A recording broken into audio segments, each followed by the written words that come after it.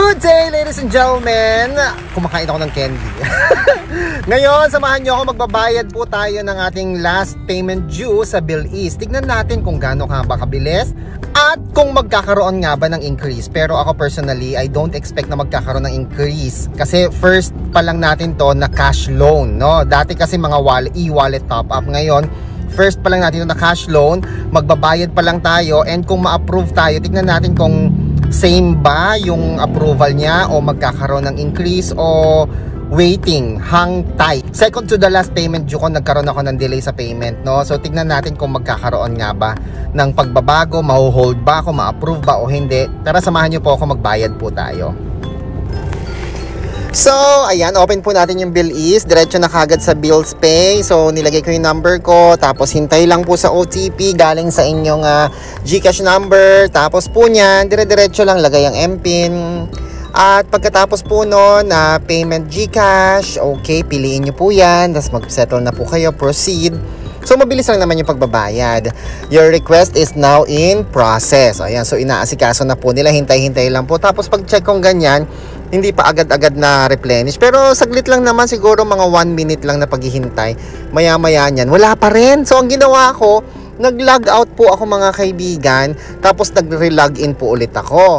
Ngayon, makita ko dito, may available na ako 9,800. Sabi ko nga, sige nga, i-grab ko nga ito para maipakita ko sa inyo mga kaibigan na mabilis lang pala magkakaroon ng eligibility kagad, hindi ka mukha sa iba. So, may selfie. Yan, nag-selfie po tayo. Ganun lang naman. Tapos, wait ka lang ng 1 minute.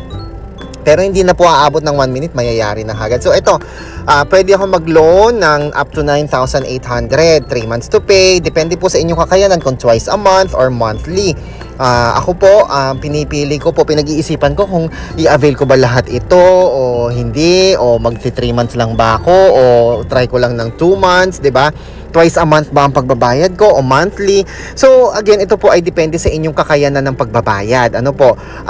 Kung hindi nyo kaya ng malakihan, di utay-utayin po natin. Mas maganda po yun. Basta ang importante, hindi po tayo masisira at hindi po tayo magkakaroon ng lapse. So, ang in-avail ko po, ladies and gentlemen, ay 9,800 for the purpose of presentation. Tapos, 3 months to pay, twice a month po ang aking pagbabayad tuwing kinsenas at katapusan. So, 1,855 yan per twice a month yon. So, yon. Basahin ang disclosure statement. Make sure na naintindihan po ninyo. Tapos, OTP. Pag nag-OTP kayo, ibig sabihin, yun na yun. Hooray na kagad. So, pumasok na ang 9,800. Diretso po, mga kaibigan, sa inyong GCash account, no? Depende sa inyong pinili. Sa akin kasi GCash yung pinili ko. Yung pwede namang Metrobank or yung mga online banking ninyo. OMG mga kaibigan, wala namang increase. Pero ito nakakagulat. After few minutes, nung na-post na yung payment ko, tignan nyo po mga kaibigan, nagkaroon ng congratulations po itong si BillEase sa atin. At nagkaroon din ng increase. From 9,800, naging 19,800! Woohoo! Cash loan po yan mga kaibigan ha. Kaya ito naging 9,800 yung una kong in-avail kasi akala ko yun lang yung na-approve sa akin. Pero nagkaroon pala ng increase. Maraming salamat, BillEase!